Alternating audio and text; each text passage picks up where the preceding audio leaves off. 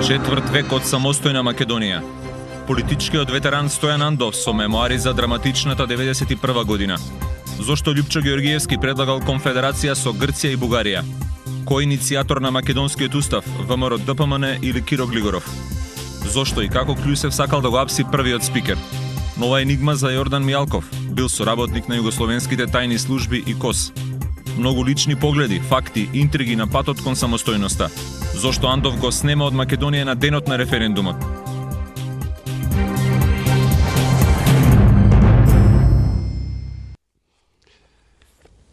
Некој само тоа ќе го чуе. Не се секирај. Добра вечер. Еве ја првата реакција на Андов на форшпанот што го слушаше. Затоа на крајот, на почетокот, почитуван господине Стојан Андов, да ви честитам 8 децении. Благодарам. Одлично изгледате, а би посакал, например, паметот да ми служи и да направам барем една, а вие во последните 10 години направихте 10 книги. Во последните... Таа е 9. Ова е 9-та? 9 книги. Што е тоа по стари години што меморијата е насочите кон креативност? Се ослободивте од политичката енергија? Не, јас дури тогаш почнав да имам време на располагање, да размислувам, да се ослободам од некои дневни притисци и така натаму. Да можам да седнам, да речеме, и во низ 1-2 месеца да работам. Како успевате да од еден колосек на политички статии, анализи, мемуаристика, да се прешалтувате во сферата на љубовната драма, личните перцепции за сопругата, за приказните кои ве носат во романсиерство, кои се сосема различни концепции на пишување? Па тоа само си доаѓа. Правам пауза од политичките студии и си доаѓа тоа, а човек не смее да го запостави пишувањето, оти после тешко се враќа. И тоа е повеќе тренинг и склоност. Ете, а гледам вака доста тие мои романи ги читале, имат впечатоци и така да тоа. Така, тоа е нуспроизвод. Јас да ви кажам искрено, за 48 часа ја прочитав во еден здив книгата со многу инсинуации и мои перцепции на како хроничар на тоа време и имам прилично критички обсудувања за некои ваши детали, но се надевам дека ќе разглобиме неколку сегменти кои се важни, кои не се на границата на интриганство, но се важни за перцепцијата на драматичната 91 година. Но пред тоа, што правиме ако не добиеме пензии, Андов и Човновски? Ги сметате овие за реални закани на една недомакинска влада? Ние сме во раците на таа влада и ако ни даде пензии, ќе имаме пензии, ако не можеме на сила да ги земеме. Ама тоа ќе биде неправда голема, се разбира. Меѓутоа, еве, владата се заканува. Кој е неправда? Кој е виновен? Со оглед на фактот дека сте еден од врстните економисти кои ги следал тие процеси, без оглед што повеќе политичката диоптрија беше во преден план. Па, мислам оти владата направи неколку грешки. Прво, пензијскиот фонд и институцијата пензија го одвои од трудот што си го вложил и колку години имаше овој на главно и ги зеде во себе, работи да пресудува како ќе бидат тие пензии и така натаму. Така да, мислам, тоа е едно отстапување од концепцијата на пензиите. Треба да се врати оној претходниот систем кој беше многу добар и исправен. А сега, вака, наеднаш, мислам, оти брзо нарасна таа ставка за пензии и почнува да биде голем товар на државата. Сега во овој момент, мислам, оти буџетот е скоро усвоен и никакви вакви игри да не може да има. И не треба да има. Ако нешто такво постоело, требаше се каже, кога се донесуваше буџетот, дека ние пензии не можеме да исплачеме ако не се задолжуваме. такво нешто не беше речено во дебатата. Не, речено е дека ќе се задолжуваме. Не, Меѓутоа е речено не дека за пензии да се од еврообврзницата ќе има и за социјални трансфери, и за буџет и така натаму. И сега одеднаш имаме впечат дека баш и нема да има од еврообврзниците за пензиите. И дека треба дополнителна аукција на благајнички записи и на обврзници. Да, па тоа е. Значи, мислам оти таа работа не е доволно разјаснета, зашто наеднаш они најдоа решение во задржување на пензиите да не бидат исплатени, па да биде буџетот во равнотежа некоја. Да не обвинат гледачите дека 20 пензионери на Маалската продавница разговараат за дневна политика. Се враќаме за она зашто господин Стојан Андов го повикав, тоа е денеска овој разговор инаку да соопштаме снимен 2 часа пред неговата промоција на книгата во кинотека и 8 децени од животот на политичкиот најмлад ветеран во Македонија, ако тоа ви значи како комплимент. Зошто е драматична 91-ва? И што според вас, уште која година би можела да биде кота на драматика во овие 25 години самостојност, до година правиме толку? Па, не може да идентифицираме да направиме потпуна идентификација на 91-ва со некоја друга година. Меѓутоа, доста драматична беше 1995 година, бидејќи идеше кон врв блокадата од Грција, а сепак постигнавме и решение. Доста драматична беше 2001 година и доста драматична е и оваа година. Секоја на свој начин. Местото на 1991 година е посебно, бидејќи тогаш државата стана независна. Многумина велат дека задоцнивме во решителните чекори да се приклучиме во двојката Хрватска и Словенија и дека изгубивме одредено темпо. Дали го изгубивме тоа темпо? Го фативме последниот воз. Тоа е точно. Така да не изгубивме темпо, него нашата ситуација битно се разликува од она на Словенија и на Хрватска. За прогласувањето на независноста можеше да дојде порано, бидејќи ние во мај, крајот на мај го разгледавме првиот материјал, првиот предлог за нов устав, а потоа во септември го разгледувавме вториот дел на ние заради ова. Така да ние еден месец сигурно можеме порано да свршиме работата. Господин Андов, јас се сеќавам дека вие сте практично првиот функционер во плурализмот избран на 8 јануари, со што почна практично и целиот циклус на документи за самостојност, без оглед на целата перцепција дали сме задостили или не. Бевте и првиот човек кој официјално ги остваривте контактите на она драматични заседанија на Јович, Милошевиќ, кога се спротивуваа со воени и политички средства ако се отцепеа Хрватска и Словенија. Зборувате за тоа дека со Милошевиќ би пришол па барал од вас на одреден начин да се опаметиме, нели? И да не трнеме по тој пат.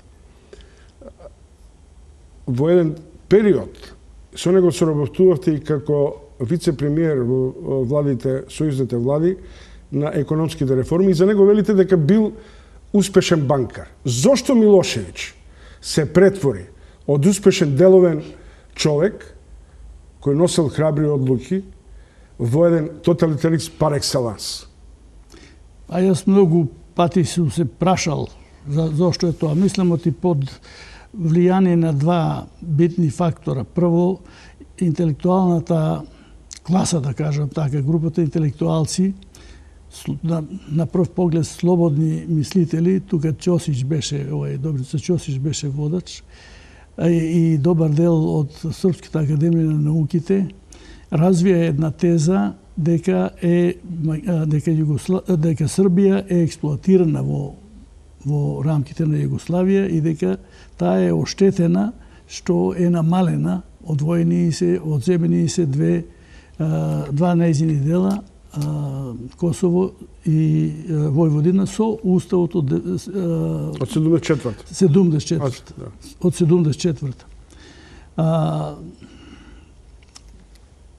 Постоеше тоа ситно, тихо незадоволство. Таму беше вклучен и Јович. Јас опишав тука како Јович замина од директор за Завод за план и го повлекоа од владата.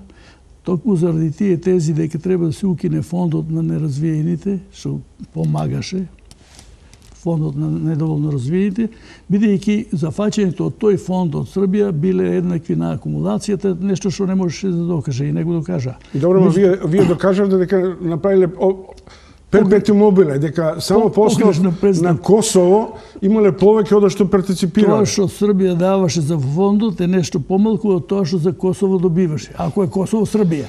Не ми одговоривте дали е само заради тоа што немаше критичка маса кај интелектуалците или Милошевиќ го забудалија некои други перцепции? Тоа беше еден страутен притисок националистички во Србија. Дека Југославија е направена само на штета на Србија, дека Југославија ја уништува Србија и така натаму и така натаму.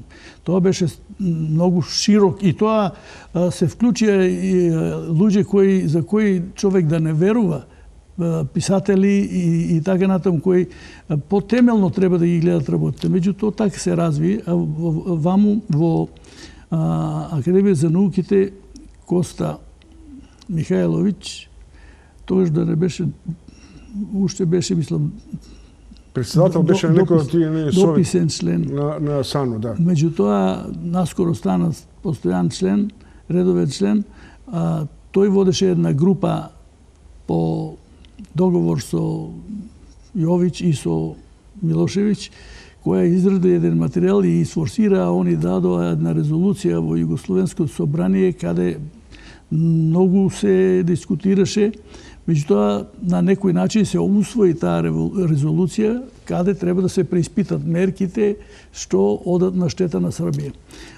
Втор фактор е што мене ме изненади, Милошевиќ беше под многу голема, он беше под овие влијание, што реков, Француска 10 и така натаму и тие групи што беа околу Ќосич и паралелно со Ќосич. Падна под нивно влијание, а не беше за време на работата на Уставот 74 година. Тој не беше паднат уште под таа, си беше банкар и многу успешен банкар и убаво работеше. Меѓутоа, мислам, оти после се создаде една атмосфера, ја унапредија неговата сопруга Мирјана во председател на Универзитетскиот комитет на Сојузот на комунистите на Србија. Добро, да го ставиме Милошевиќ во она генеза во која. Ви го спомнам Милошевиќ заради една друга работа, не врзана за 95-та, врзана за 95-та, за 91-та, за 95-та. Бидејќи имав впечат дека сте сватиле матрицата на Милошевиќ во она 90-91 година која сте разговарале во Белград. Дали на Глигоров, кој исто така беше вешт белградски ученик на таа интриганска политика, му предочите дека заминувањето во Белград на средба со Милошевиќ може да ја крие замката за опасност за него и за самостојноста на Македонија? Јас на Глигоров го предупредував за случаите кога, например, ние сме под блокада со Грција, а Милошевиќ со цела вака пратња, со многу коли околу него, службени, полицејски, че пролета низ Македонија ќе иде у Грција, а на македонските органи главно не се не јавува. И му обрна внимание, председателе види овој мора да те поздрави, ако ништо друго. Поздрав да ти упати. Не може он да не знае оти имаме тука председател од ова држава и така натаму. Кажи му или ако на еден начин ја ќе му кажам што е таа работа. Не, Милошевиќ имаше... Киро беше мек со него. Не знам од кои причини, ама он беше доста мек со Милошевиќ. И мислам оти погреши што отиде у Белград. Не требаше да иде. Добро, се враќаме на записите на Стојан Станува Андов, збор за 2 октомври 95. ден пред атентатот Ден пред атентатот. за атентатот на Киро Глигоров. Господин Андов, во првите 6 месеци, кој според вас документ беше клучен кој го одреди дефинитивно патот за самостојна држава? Па тоа беше декларацијата за сувереност што ја донесовме на 25 јануари, уште ја донесовме. Тоа беше клучен документ, бидејќи таму направивме една дистанца од југословенските од федерацијата, рековме дека законите на федерацијата ќе се спроведуваат овде, ама ако се воспротивно со некои македонски закони, тогаш ќе важат македонските закони. И ние многу брзо, после тоа на 13 март, тоа беше на 25 јануари, на 13 март владата, сојузните извршни совет, па и председателството на СФРЈ патија барање до Уставниот суд да се поништи нашата декларација. Уставен суд на Југославија. На Југославија. И таму со 6-4 е одбиена. Одбиена. Се да сека што е одбиена, иначе кој знае кај ќе отидавме. Па не, тоа цела игра и ние знаевме, не е туку така. Најдовме како да се влече тоа да не може да го они притиснат до крај. Има еден имаше словенци и хрвати и тие ни помогна. Има еден дел кој како регистратор на тие настани остава впечаток. Тоа се програмските особености меѓу партиите и парламентот во текот на 1991 година. Сега, прашањето е следно. Идејата за самостојна Македонија е де факто на ВМРО ДПМН. Без оглед што во целата перцепција и конфузија Изетбеговиќ, Глигоров, конфедерација и така натаму, во еден момент, дали е точно дека Лјупчо Георгиевски излезе со теза не конфедерација со Југославија, туку конфедерација со Грција и со Бугарија? И кои беа мотивите за ваква алтернатива? Тоа беше прво Лјупчо Георгиевски на 17 јули при основањето на партијата во Младинскиот културен центар. Таму даде изјава дека е за независна Македонија и дека која ќе има своји пари, своја армија, своја фудбалска репрезентација и така натаму.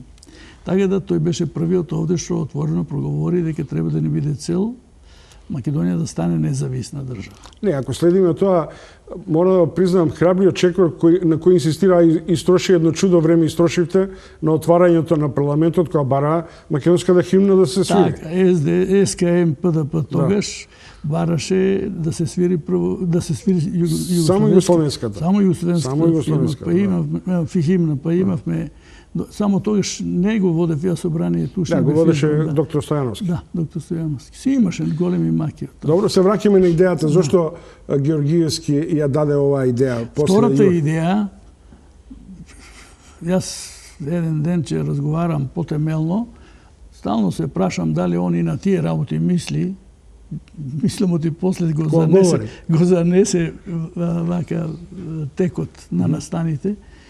Сакам да се разјаснам. Ја мислам оти Лјупчо Георгиевски на некој начин се дистанцираше од тезата во јули изречена.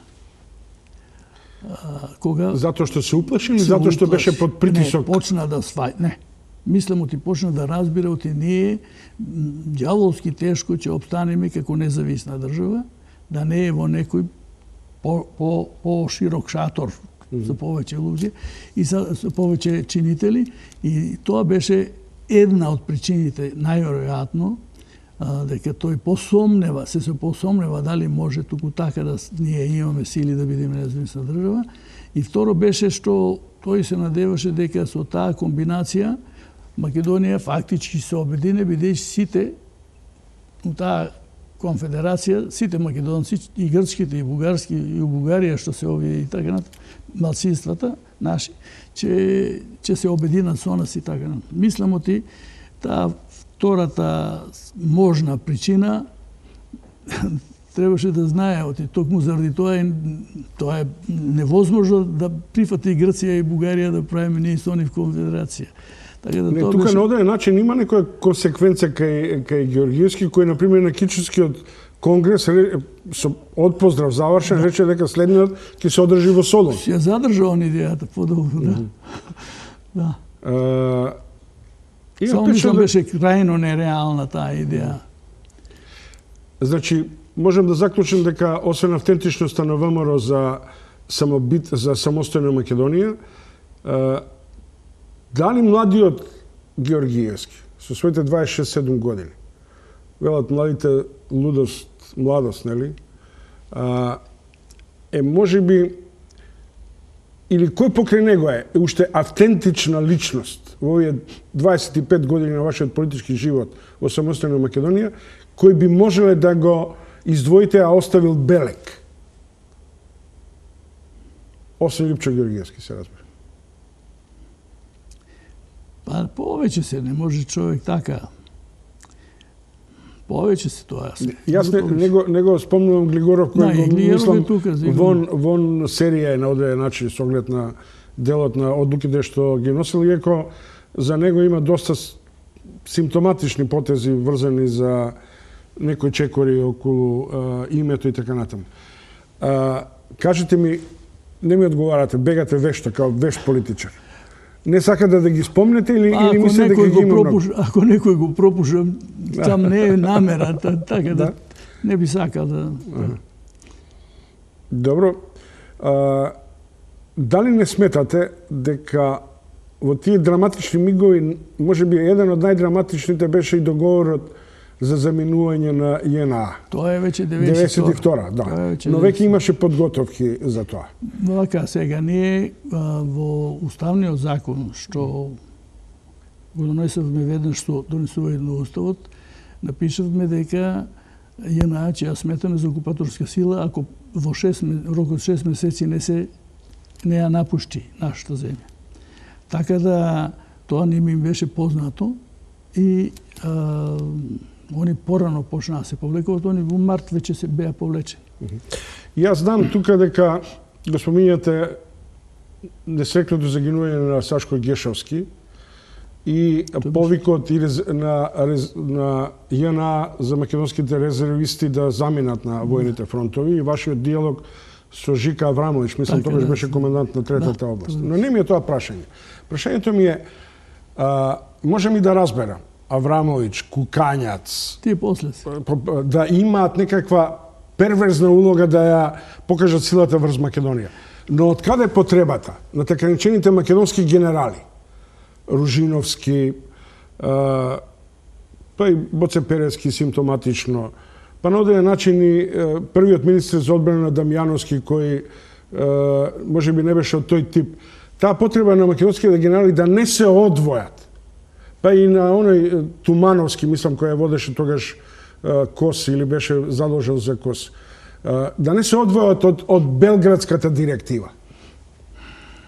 Тоа беше преголема одлука да се донесе. Преголема одлука, луѓето живеа во еден филм, во една ситуација, таму си ги градеа и своите си погледи основни, се беше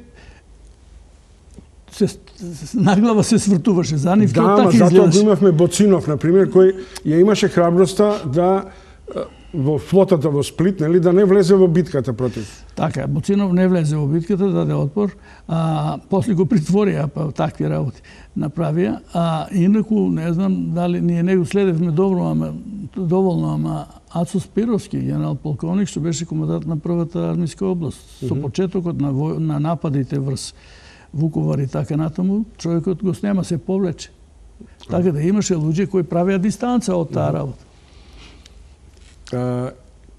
Кој миг во првите 6 месеци ви остави печаток на раководењето со парламентот? Кој беше најделикатна фаза? Дали, например, играриите, кој ќе го поднесе предлогот, иницијативата за поднесување за поведување постапка за донесување на устав, во кој од една страна ВМРО тврдеше, а од друга страна Глигоров тоа го направи? Так. Добро, мислам, ти правилно постапивме што на Глигоров го зедовме предлогот како основа, затоа што тој прв го поднесе тој предлог, неколку часа или 2 часа најверојатно, ама пред предлогот да стигне. Ама ВМРО, јас се сеќавам на седницата велеше ние и покажува за архивски број. Да, ама со трикови тоа не можеше да мине. Ние така не прифаќаме, затоа што они со резервиран број тоа го направиле. Подосна е, ама да им се пише како да е порано донесен. Така да тоа е, ама тоа не беше тоа толку битно. Мене ми беше како ќе обезбедиме ние кај нас 91 година, 90-та година на крајот и почетокот на 91 година ПДП што представува албанската етничка заедница, тој претенците на ПДП, како да не постоја се однесува сите кон нив. Не, тоа од вас македонците зависеше, бидејќи вие не ги саперте. Да, и вие, и Глигоров, не, јас ги викнав на преговори. Иако, например, Гошев на почетокот имаше храброст да зборува за една потолерантен однос кон албанското прашање во Македонија. Ама во разговорите и тој и Георгиевски, кога ме вклучија, не сакаа да ги викаме и ПДП. Така да тие работи се, тоа ми беше една грижа како ќе ги воведиме и ги воведовме. Нели Глигоров на првиот избор не беше избран. Така. Сега тука настана една ситуација, во книгата ја опишувам детално и почнаа да сваќат од тие се потребни албанците да гласат. Тие гласаа воздржано. Бело ливче фрлија таму, не гласаа. 23, а 37 од ВМРО гласа против. И беа пата-пата, 60-60. Не избравме ние председател. Тоа беше страшна работа. Тоа мене ме вознемири многу. Значи, ми беше прво да ги воведеме албанците во нормалната работа на собранието и тогаш, а исто така да направиме и некој однос коректен, некоја коректна соработка и со пратениците на ВМРО, ДПМН. Заради тоа што на претходните разговори што ги водевме кај Гошев, пропаднаа. Едноставно, ВМРО престана да се интересира да разговара за конституирање на власта. И Глигоров за тоа изгуби првиот пат. Бидејќи оценив дека таа многу лоша работа е, ако ние немаме председател избрано, како ќе одиме по тие средби на председателите на републиките, ќе скроат нешто на наша штета. И затоа, по иницијатива своја, ги свикав прво од ВМРО да оцениме колку е тоа штетно ако така се случи и кои се нивните барања за тоа да не се случи, да го поддржат Глигоров. И тие ги кажаа, барањата ја ги напишав во книгата се сите дадени и ветија дека ќе го поддржат Глигоров, меѓутоа едно од барањата беше и Лјупчо Георгиевски да биде избран за подпредседател на председател. Што беше фиктивна функција де факто. Ја залепиле и со амандманите беше од 89 или 90, така нешто. Сега, после дојдоа, ги поканив Невзат Калили, Митка Темени и Ешреф Алиу. Тие беа вака што водеа ПДП. Ешреф Алиу во собранието беше координатор, а овие беа председател и генерален секретар. Со нив имавме така доста отворен разговор, луѓето се ослободија и така ми рекоа, нема бе веќе цека да ни кажува што ќе правиме ние и да гласаме и така. Нема. Со нас треба се разговара. Тоа е и тука и го напишав главно. А зашто не успеавте, например, не само вие? Они. Да. Зашто вие и сите други политички субјекти не бевте толерантни да ги придобиете ПДП за клучниот глас, а тоа е гласот за конституционалниот устав на Македонија. Сега тоа е Тоа е затоа што помалку и вие интригантски игравте да не се прифати у преамбулата албанскиот народ да биде рамноправен со македонскиот и така натаму. Тоа беше пред ние по предлогот се одеше предлогот на Григоров го даваше. Така да по предлогот се одеше. Каков е предлогот, по тоа се дискутираше. Сите отстапки што се направени во 94 година, што се намалени некои права на албанците, уставни, со 74 година што се беа обезбедени, а 91 година изостанаа, најмногу се однесуваат на образованието и јазикот И тоа беше по предлог од предлагачот, од Глигоров. Иако јас се сеќавам дека имаше една добра преамбула од Владо Поповски кој одеше кон решавање на по иницијативна фаза на статусот на албанците во Македонија, кој беше сурогат меѓу 74-та и ова, и бидејќи тогаш имаше една група на интелектуалци од едно 70 години, 70 на луѓе, кои излегува со писмо, вклучувајќи ве и вас и целата влада, дека е тоа предавство на македонците и така натаму. Така што ние можеме интелектуалците у Белград да ги критикуваме, ама и нашиве не беа многу поарни кога се работи за тој тип на национализам. Тој тип на интелектуалци 91 година беше и до денес обстанува и го има. И тоа е штетно делување за државата пред се и за народот, нормално. Ама тоа е. Така да, Владо Поповски, тој дојде кај мене, ми прокажа текстот, мислам дека текстот беше добар, меѓутоа му реков, ти не можеш тука да го предлагаш ако не си го согласил со предлагачот. Он е само представник на предлагачот. Веројатно он после отиде негде таму и тоа не беше. Не функционираше. Кога би имал критичка обсервација, имав на почетокот кон Глигоров, во сите овие 25 години, со сет респект на неговата величина, мислам дека неговата мана беше што не го разбра автохтониот карактер на македонските албанци. И дека имаше некоја кај вас малку по-возрастните пројугословенски тогаш политичари, имаше една аверзија на ослободување на енергијата кај албанците. Па не може да се рече за мене тоа, заради тоа што мене тие работи ми беа многу подобро познати од Глигоров. Јас бев член на Уставната комисија 74-та година што го правеше Уставот. И знам како ние тогаш напредувавме и се усогласивме.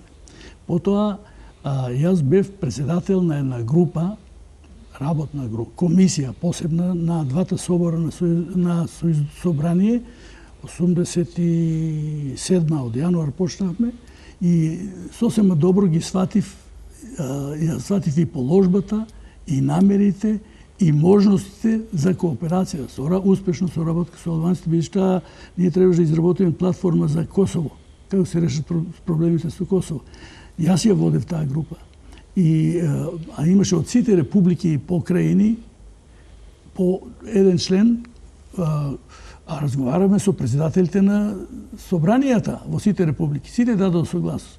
Таа моја платформа ја сруши Милошевиќ 87 година, бидејќи на 22 септември јас ја дадов, а он на 27 септември ја направи онаа 8 седница кога ги собори сите можни. И га зиместан комплетно со после потоа.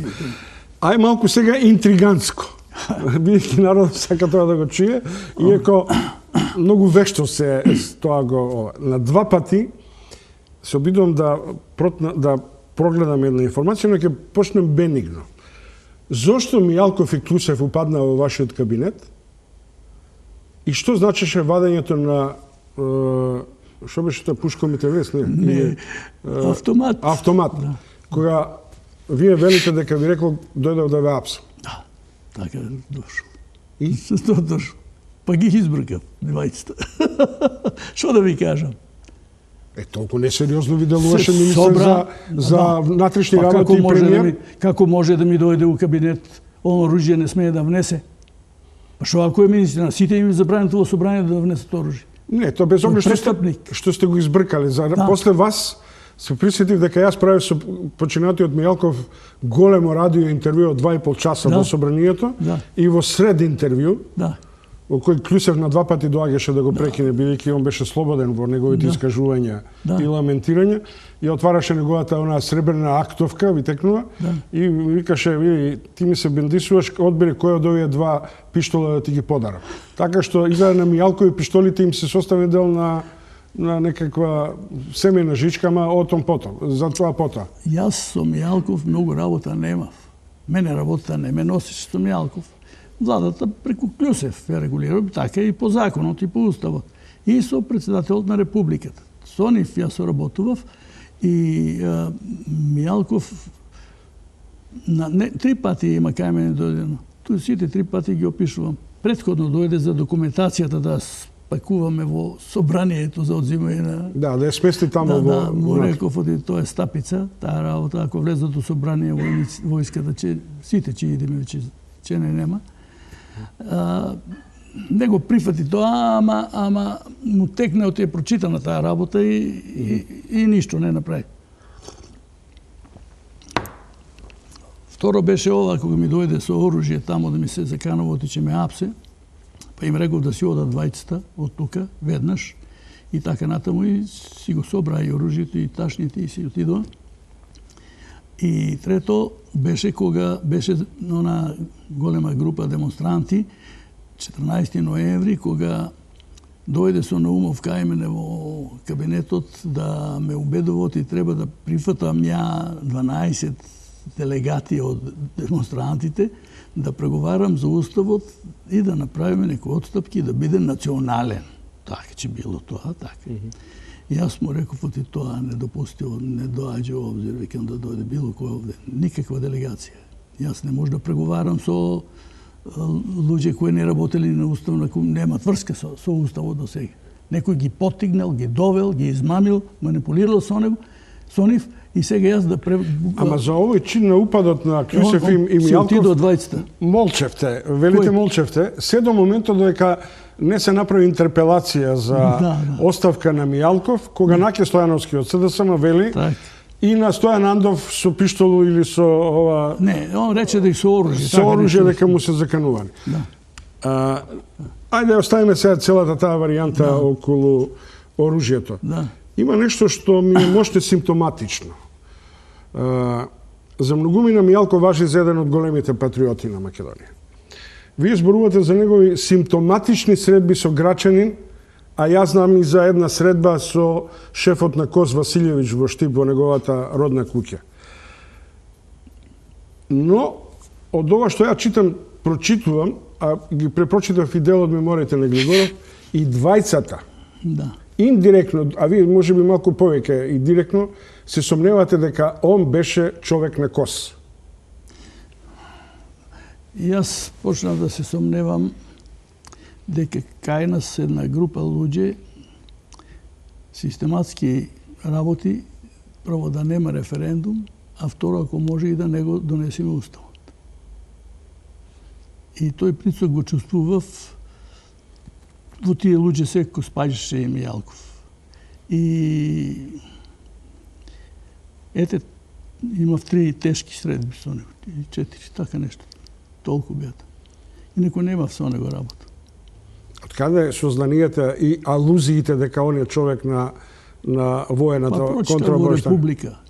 Неделникот Република рече дека им објави еден текст дека некогашниот шеф, дека раководителот на сојузните тајни служби, воени тајни служби, Петар Грачанин се сретнал со некогашниот соработник на КОС, на тајните служби на ЈНА, Мијалков. Тој го рече там така и некои работи си ги поврзав после, мислам, оти прилично точна информацијата. Видите, ако некогаш си член на КОС, остануваш косовец, не може. Ако не останеш ке те ликвидираат, како што екс-директорот на ИНА го ликвидираа у Михен и така натаму. Така беше. Добро. Поштовани гледачи, следите повеќе или помалку мемуаристички искази на Стојан Андов за драматичната 91 година. Малку ЕПП и се враќаме назад за исто така уште поинтересни детаљи од таа почетна година на постување на темелите на суверена и самостојна Македонија. Четврт век од самостојна Македонија. Политичкиот ветеран Стојан Андов со мемуари за драматичната 91 година. Зошто Љупчо Георгиевски предлагал конфедерација со Грција и Бугарија? Кој иницијатор на македонскиот устав, ВМРО ДПМН или Киро Глигоров? Зошто и како Кјусев сакал да го апси првиот спикер? Нова енигма за Јордан Мијалков, бил соработник на југословенските тајни служби и КОС. Многу лични погледи, факти, интриги на патот кон самостојноста. Зошто Андов го снема од Македонија на денот на референдумот?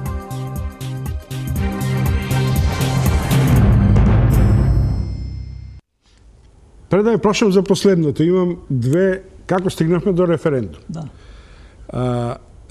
Го знаевте ли вие референдумското прашање? Дали имавте консултации врз основа, бидејќи тогаш имавте и политички партии и парламент?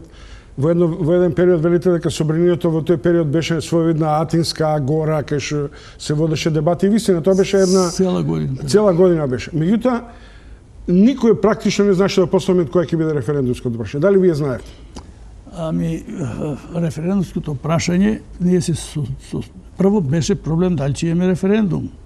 Ни се подметнуваа да акти да донесеме собранието да одлучи за раздружување. Пакет акти со кој ние ќе се одвоиме од Југославија. Што во Хрватска се направи, па тоа беше причина за да дојде до таа војна што беше таму. И тоа ќе ни се случише и нам. Таа работа во собранието најде на отпор и многу ми е драго. Јас бев еден од тие инспиратори на тој отпор. Тоа е опасно. Јас и со Глигоров за тоа разговарав.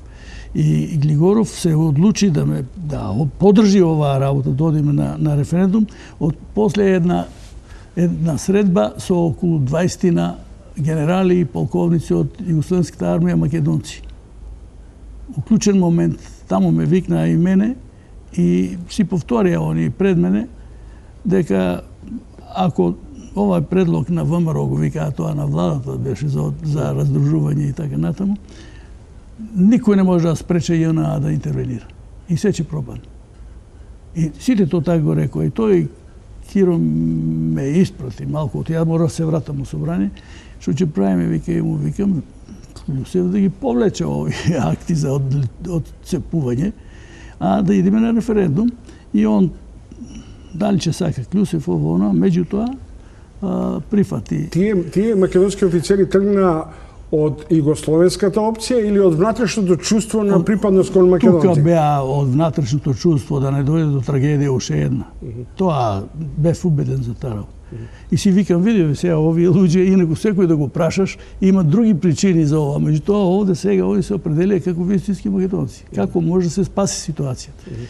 И кога решивме да одиме на референдум, Клюсев ги повлечети после. Ја му реков на Глигоров, овие ги даје че сак Клюсев. Викни го Клюсев овде да се соочи со генералите, да. Ама не знам он дали го викна, јас отидов и изгледа сам преломи и состанавме, еден состанок после тоа на собранието, немаше расправа за владата, се оттргна.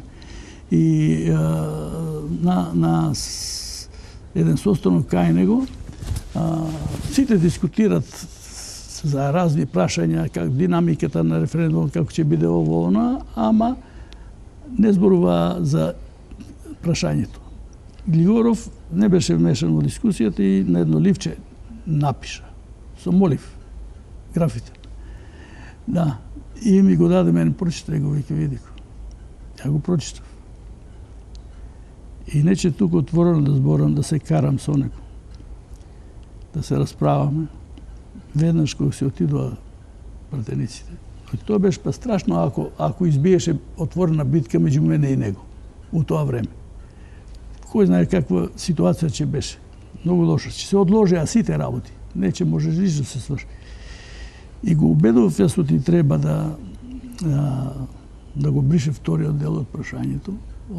Баш му векам, ти не си стално у собранието да видиш како зборуват пратениците албанци. Тие одразуват некои сознание.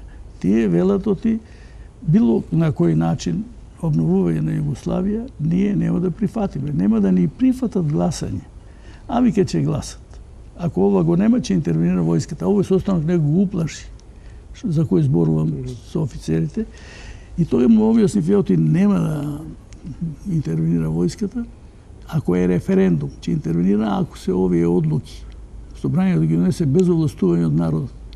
А ако е тоа референдум, народот да се изјасни, таков референдум одржаа словенците. Војската не интервенираше. Зошто сега кај нас да интервенира исти устав на Југославија? Добро, ма на референдумот 97% гласа само македонци, албанците не гласаа. Он си остана на тоа. Албанци не гласа, еден ден Срби не гласаа. Да.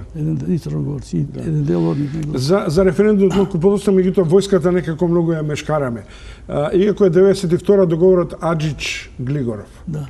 Јас сакам да ја прашам, бидејќи имавте на одреден начин достапност до сите документи. Тој договор беше релативно интерпретиран, не публикуван јавно.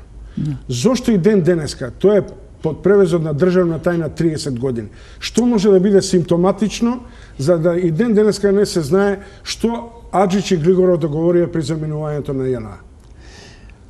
Па вака сега, ако има нешто што е државна тајна, а јас од тогаш има само 23 години, нема и да го откријам, се разбира, и ќе остане државна тајна 30 години, колку што е одредено, или ако надлежен орган тоа не го промени и сам не го објави тој договор. Има интересни работи. Ајде да направим јас една алузија што сум чул на принципот на политички ми кажат и кажав и така натаму. Дали постои сумневање дека има тамо став оти заминува за да се врати? Во груба варијанта се разбира. Во договорот нема таков став, ама има во одлуката со која е овластен на војската да се повлече, одлуката на председателството која е инвалидизирано на СФРЈ, кои се само 4 таму. И не овластено да донесе таа одлука. Али без таа одлука на собрание наредба, војска да се повлече не можеше. Значи во договорот тоа не постои. Зашто не прифативте играријата на Кљусев и на Мијалков кои под пресија на стравот од ЈНА или од радикалните струи во Македонија пројугословенски треба да ве разместуваат во туги станови и така натаму. И тука на еден многу вака воајерски начин тоа го зборувате, велите дека не прифатите заради тоа што бевте свесни дека може да ви наместат, ајде да бидам груп некој роспи, нели, и да ве сликаат. Па ако се наместиш така, тоа е идеална шанса да си остварат намерата тие што намераваат така. Толку не сме неискусни. Ја им одговорив таму. Им кажав, Тоа не ви даде марај да ве развести? не ми дозволува, викам, жена ми да спијам во туѓи куќи. Ама глупово беше. Така да И си останавте у Тефталич? Ја у Тефталич си останав. Мислам од и Кљусев и Ристовски одеа, ама тие не беа интересни. Требаше нас да не лово со Глигоров. Добро, мене кога ме прашуваат дома зашто ние не се разместуваме, викам, додека Стојан Андов е тука у комши, остануваме и ние тука. Господин Андов, се враќаме на прашањето на референдумското прашање од еден друг аспект. Јас сега можем на индиректен начин да бидам јас малку мемуаристички расположен. Има впечаток дека политичкото водство и не знаеше, па дури на моменти мислам дури не сакаше да води кампања со позитивна енергија да се добие потврдно да кај македонците, бидејќи стравуваа. И морам да бидам личен. Како новинар, една потесна група на новинари бевме во Билата Билјана во присуство на покојниот Глигоров, Кљусев и Блаже Ристевски. Сете саке што Блаже Ристевски е жив, па може тоа да го употреби или да го каже.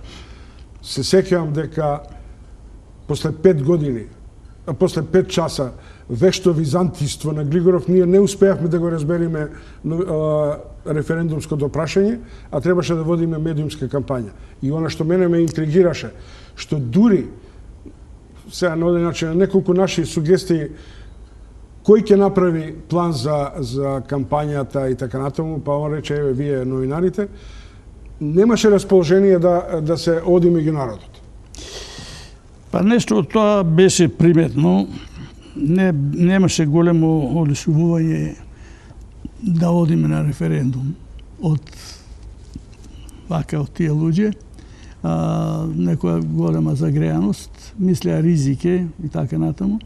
Ама на прашањето Глигоров мене ми го даде да го видам и го прочита на овие таму членовите што беа на состанокот после. Претходно дали го усогласил со Кљусев или не, јас не знам. Ама само знам дека кога веќе го договоривме и референдум и прашање да има и како ќе биде прашањето.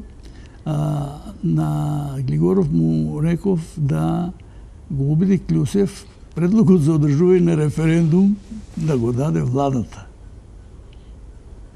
Предлог одлуката. За да не остане дека сме се конфронтирали со владата и владата и собранието не се слагат и вака било и така да се дели државата и власт и да не се подели народот и да не направиме голема глупост, да го даде владата и на крајот крајната верзија на предлог одлуката за референдум ја предложи владата си легна и ја предложи и ја потпиша Клюсев. Сега таа атмосфера претходно во која не беа они за референдум, веројатно влијаела на нив и за тоа може тамо и кај вас било да не се организира силна кампања. Кампањата тече, јас у 37 говора имав у тие 30 дена. Да, ама прв кампања почна Петар Гошев. А шефот од државата нигде го немаше до тогаш. Па вие како спикер на одреден начин. Прево беше прв, да. И одеше повеќе пати. Сега молам камерата да се фокусира на оваа гледка од плоштадот. Да.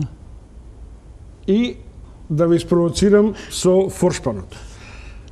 Знам дека гласавте на референдумот. Да, па сигурно. Што ве однесе во Дојран и во Солун? Вие сте искусен политичар. Како можете да не процените дека е тоа историски миг и дека можеби во тој момент за вас беше побитно да одите во Солун на Солунскиот саем и евентуално да се среќавате со Мицотакис по пат, одnosno се вратите назад и овде да видиме како шеф на парламентот и на народот. Па тоа не можеше за тоа што ако не идам во понеделник ја отидов. Во понеделник отидов таму. А морав да спијам во Дојран, па не дојдов овде, затоа што за мене е важно што референдумот беше усвоен, што победи, што успеа референдумот. А сега на тоа нека се частат луѓето, па и тие таму што беа добар дел од нив беа против референдум. Видите ги сега. Јас ги гледам пројугословенски тука, точно е тоа. Видите ги, поголем дел беа против референдум. Дори некои се амбасадор, беа и амбасадори. Не е тоа проблем. Проблем е што вие бевте искусен човек. Да, ама види, искуството ме гледа дека на пример тука не може да ја видам покрај ја во тој момент бев доста загрижен веднаш после референдумот да може да се активира српско-грчкото пријателство и референдумот да го земат како како упалјачна мина, да ни направат големи тешкоти. Реков, таму ќе се сретнам, беше закажано со двајца пратеници во парламентарната асамблеја на Советот на Европа. Ама и не се врши тие славно, после тоа ги разреши, заради таа се после и грците ги разреши и мене ме овде искритикува. И овде вас на интригантен начин ви велеа дека сте продолжени на рака на Милошевиќ. Кој ќе се сетам на оние разговори под рака со Милошевиќ, почнав и јас да верувам дека заради тоа не сте тука.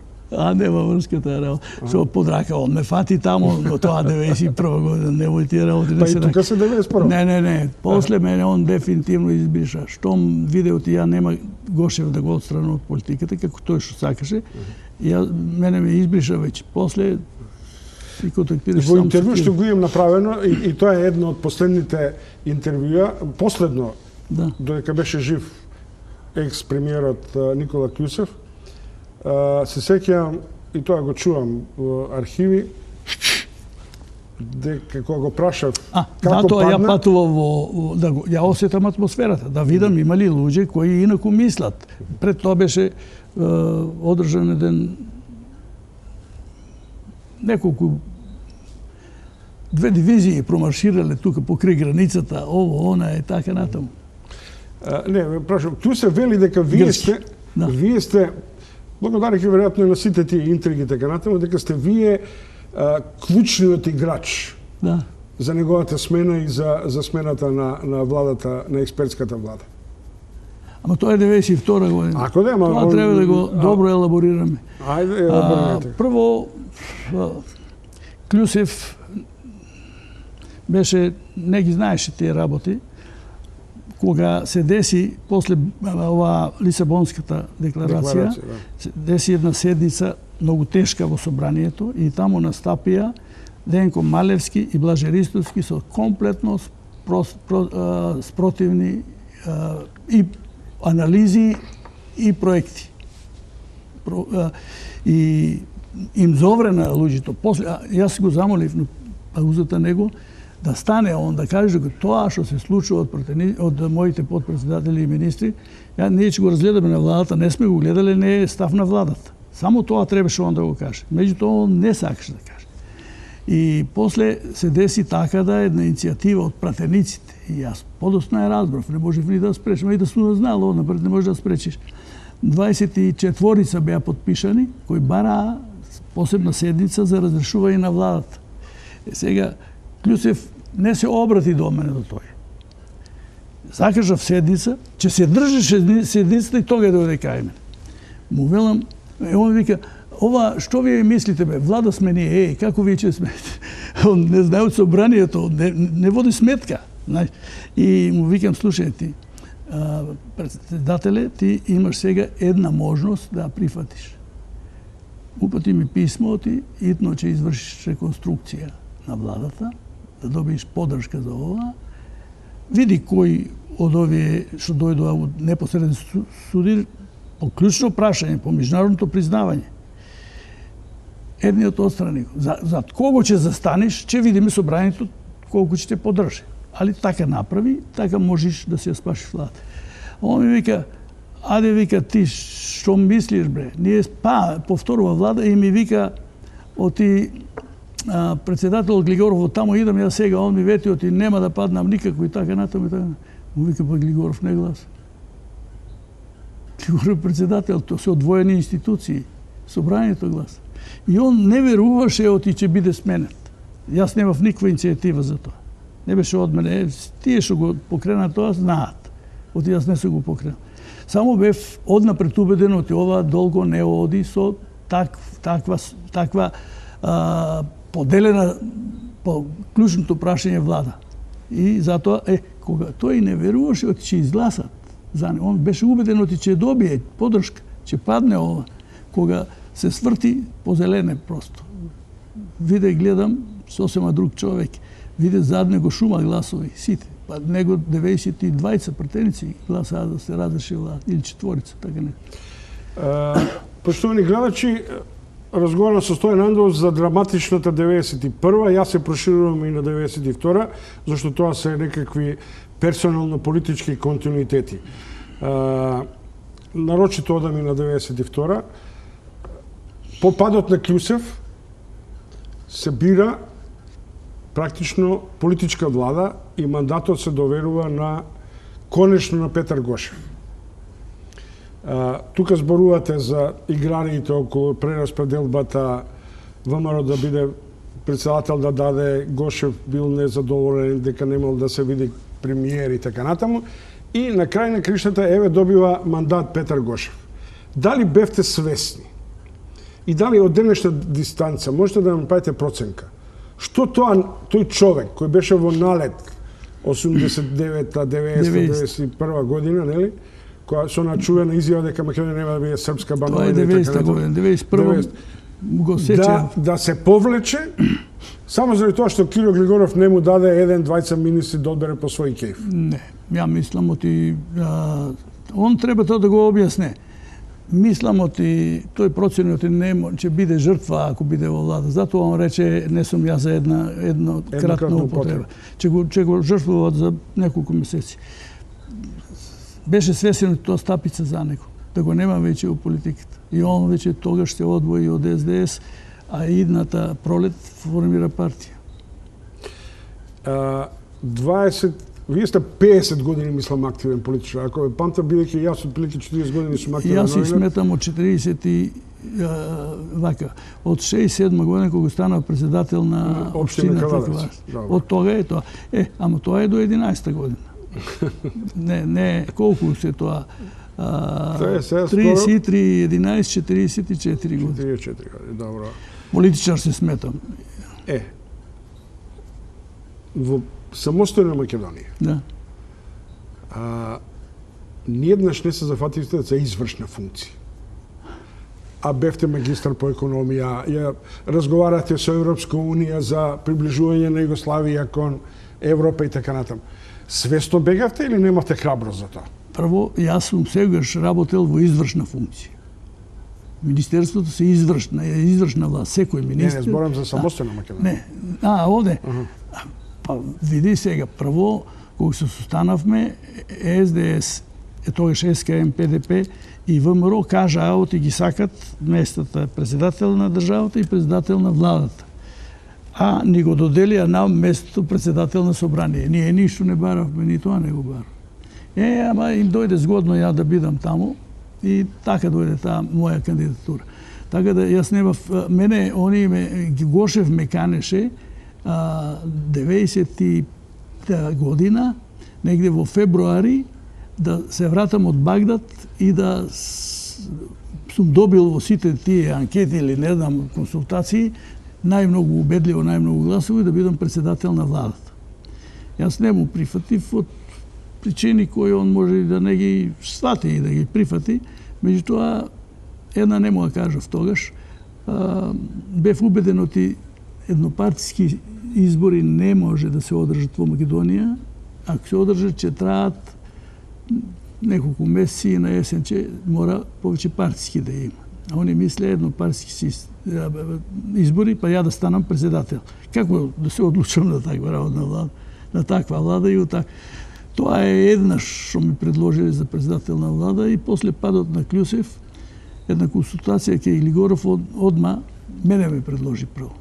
Јас и тогаш одбив, му реков оти, мојата партија има само 18 претеници, не исследува.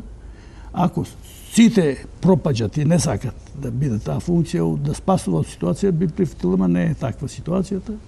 Одите си поред. Господин Андов, може би да разбере либералната партија сегде у светот е средно кон десно. И сосема е разбирливо да бидете преврзани кон менеджерско предприемачките структури и така натаму. И вистина така, околу вашата партија беше тој директорски крем на почетокот и при формирањето и потоа. Како тоа Бранко Цренковски ви ги зема олигарсите? Па прво тој стана председател на влада. И од него зависи какви односи ќе граде кон секого. Од тие олигарсите, што ги викате ви. Бидејќи тогаш многу работа се решаваа во канцелариите на некои министерства, ама клучно беше таква ситуацијата беше. Бизнисот на секого зависеше од тие втори или трети канцеларии со кои на врвот е Бранко Црвенковски. Таму ја и да се јавувам, не можам да им помогнам. Така да им бев нема корист од мене. За моите погледи тие беа.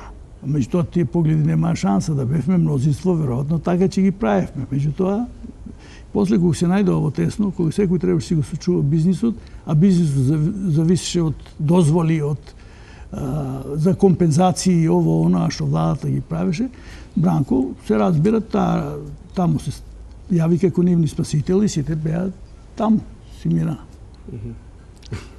А како ви изгледа оваа идеолошка матрица во која во времето на СДСМ, не отварам темата приватизација, долга и широка ќе биде. Практично менеджерските тимови беа врзани за партија која апсолутно мора да има социјалдемократска провениенција, што значи треба да има помалку шмек на равноправна распределба на богатството, на водење сметка на социјална и одбаланс и така натаму. Наспроти оваа демохристијанска варијанта, која треба да оди барабар со предприемаштвите и така натаму, која употребува најригиден, веројатно последен европски модел на популизам и социјална демагогија. Вака сега да се разбереме, во нашите услови се случуваше она што е нормално во една средина во која има многу мало политичко искуство, каде нема политичка традиција. дека кога политиката се сметала и била посветена само во заверенички кругови, во кафеански, во некои тајни и така натаму. Отворена политика, на отворена сцена, кај нас немаме искуство ние. Немаме политичко искуство, а немаме ни демократско искуство. Тоа е причината зашто ни се случуваат. Јас на Глигоров, у нашите долги разговори, еден разговор во Белград имавме 90-та летото, тука го опишувам, му реков заедно да дајме една изјава да со закон да се донесе закон кој ќе забрани партија која ќе се повикува на ВМРО историско, како го викат, и на Комунистичка партија и Сојуз на комунисти на Југославија. Да забраниме такви на тоа да се повикат, затоа што тоа фактички нас не влече во едно време на отсуство на демократијата и ние ако сакаме нешто да направиме пред нас, тогаш мора да одиме со реформски партии. Глигоров тога и доста вака логично ми одговори, вика, ама не беше, наскоро се видеоти не е точно тоа, ама атмосферата во тој момент таква беше. ВМРО е вика поразена, не е опција, тоа вика една група мала луѓе ќе се соберат, очајници, незадоволници и тоа е вика. Ајде ние ме наговараше ја да останам во СКМ тогаш. ПДП беше тоа. Му кажав зошто не можам, има образложение во книгата. А он вика, ние вика да идеме како заедно во една партија, ние ќе имаме преку 80 пратеници. Он беше убеден дека таква победа ќе се... Не, Глигоров, до последен момент вие велите дека не верувал дека ВМРО ќе освои толку гласови. Да, не веруваше ни. И што е најважно, помалку контраверзни, во раната фаза доста фаза на револуцијата со неговите национални становишта околу АНОК и така натаму е релативно, да речем, промакедонски ориентиран. Но овде не верува во ВМРО-ската опција како патриотска опција, како национално определување. Ако се следи вака работата на Киро, некои работи стануваат вака доста објасними. Киро работеше многу долго во Југославија, од член на планска комисија, па натаму до председател на Скупштина на Југославија. Во тој период нема му стана јасно оти Македонија не можеше да биде независна и не можеше да се обединува, како што пишуваше АНОК, дека тоа било опасна работа и немаше како да испере раци. Едноставно, тоа беше една реакционерна идеја која сакаше да уништи уопште можноста да ние имаме држава, ако се таа прифатеше. И затоа он после мислеше дека таа идеја е дефинитивно поразена, а он веќе се префрли во првите години кога ги види билансите во Југославија, од каде кој што има, кој на кого што треба да даде, веднаш му стана јасно од ние сме дефицитарни и оти ние со помош од Југославија можеме да почнеме со здравство, со образование, со ова, со она и така натаму. И тогаш он постепено, иначе он стално се чувствуваше македонец, да се разбереме, си ја сакаше Македонија. Меѓутоа мислеше дека ние дека без југословенска опција ние тешко ќе опстане. Поштовани гледачи, со Стојан Андов и во финишот ќе разговараме. Пред крај, пред да пуштам втор блок реклами, ги гледате овде тројцата клучни премиери. Се надам нема да ви биде тешко да се завртите. Да. Учествувавте во нивното гласање, поддршка, па негде и во однос на оддалечувањето. Со кого сега најдобро би соработувале ако би биле спикер? Вас ве прашувам, да, може да се завртите на Многу е сегашните услови спикер. Неможно е со моите погледи да биде сега човек спикер. Сега спикер може да биде, тоа е невозможно е прашањето, може да биде само човек кој е уклопен у сегашниот распоред на силите. Ја такво никогаш не би прифатил. Така да еден дел отпаѓат од овие, инаку најдобро со мене соработуваше од премиерите Љупчо Георгиевски. И сосема за крај, мислам, уште еден интригантен пристап. Дали чувствувате вина што Никола Груевски се појави на политичката сцена до премиерска позиција во периодот дури кога беше министер за надворешна трговија? Вина во она смисла во која тогаш инаку имавте доста изострено чувство за критички обсервации денеска. Не покажавте димензија на критика и на персонални и на моделите на управување. Или верувавте во технократот Груевски за разлика од политичарот Груевски? Јас, како што ме изненади Слободан што се сврти комплетно, сум изненаден од Груевски што се сврти. Груевски че беше извонреден премиер, ако си ја тераше работата премиерска, ако не навлезе во политики да прави концепции и они нови системи и така натаму, навлезе во работа која не ја разбира и му се наметна, а од друга страна е многу саможив, енергичен е, непопуслив и така натаму. Груевски за мене е еден тежок промашај. Јас за него го поддржавав кога тој ја воведуваше фискализација, кога ДДВ го воведе, кога го префрли платниот промет од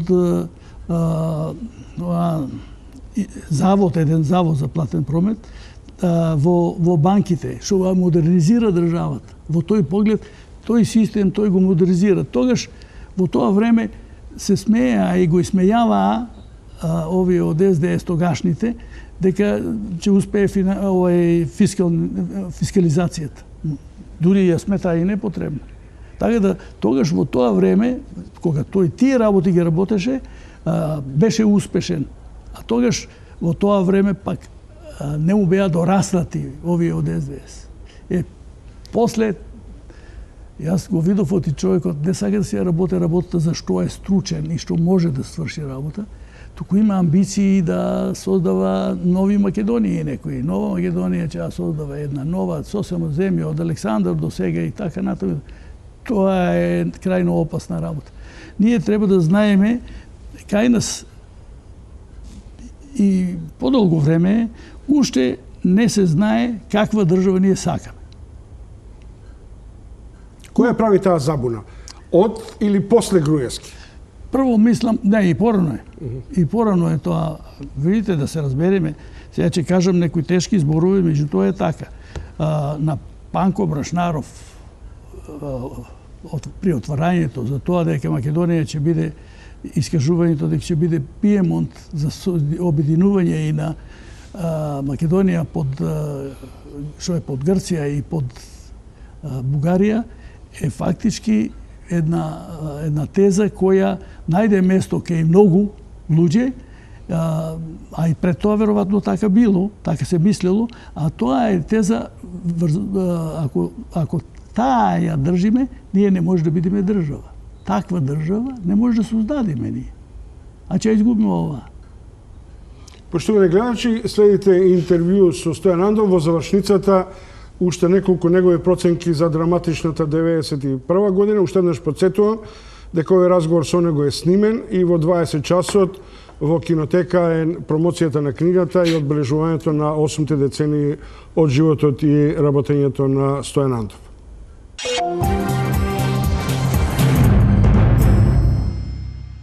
Туку они има врски. Почитувани гледачи, завршница на ТВ интервјуто со Стојан Андов, драматична 91-а, ви честитав на 80-те години, ви посакувам и во наредните барем 20 да пишувате уште 20 книги, вака доста витанен ми изгледате, или како велат народот, не ве оддава паметот на одреден начин.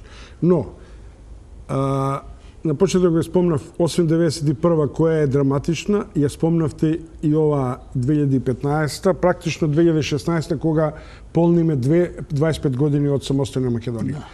Да, По што би можела да биде драматична и каде гледате излез? Излез гледам ако се изведе една политичка операција да падне сегашната влада, да изгуби и на избори, не само да падне, да се освестат тие еден голем дел активисти на ВМРО, кои иначе еден добар дел се здрави луѓе, меѓутоа се занесени сега, луѓе кои би можеле да значат нешто. И ако тоа се фати, да прво почнат, ако се тоа случи, прво да почнат да видиме, ние дефинитивно треба да си уредиме односите со соседите, да тоа е излезот, па да влеземе во Европската унија и во НАТО, да добиеме ние чадар над нас, а и економската, статусот економски битно да ни се поправи. Битно ќе се поправат позициите на секој субјект овде, секоја фирма овде што имаме, кои ќе влеземе како полноправни членови во Европската унија. Тоа одамна го знам, од 78 кога го работев, знам што значат тие односи со Европската унија и кои се правата на сите членки на Европска унија. Ова со Грција е посебен проблем. Ние никогаш не би го направиле тој проблем, колку што знам како менталитет сме подруги. Мислиме оти треба својата работа да си сепак живееме. Така да ние тогаш трајно сме етаблирани како Република Македонија во сегашните граници, во добри односи со сите соседи и во Европска унија се подпираме, а НАТО не е тој чадор безбедносен, кој у крајна линија би можел да не заштитува од нечленови на НАТО, а ние сега сме надвор од НАТО и од Европска унија, под заштита нивна не можеме да бидеме, а околу нас се повеќе членови таму кои, ако видат оти не можеме да обстанеме, друга приказка ќе се кажу. Господин Андов, ви посакувам пријатна вечер во дружбата со вашите пријатели и се надевам дека уште едно-две комшиски кафиња ќе испиеме и ќе дочекаме уште едно кумство од Андов на овие коледарски денови во Тафталиче. Да, благодарам. Да, лесно ни нам таму, убаво ни в Тафталиче, да. Благодарам, поштовани граѓани, тоа беше доајенот на македонската политичка сцена Стојан Андов. Пријатна вечер.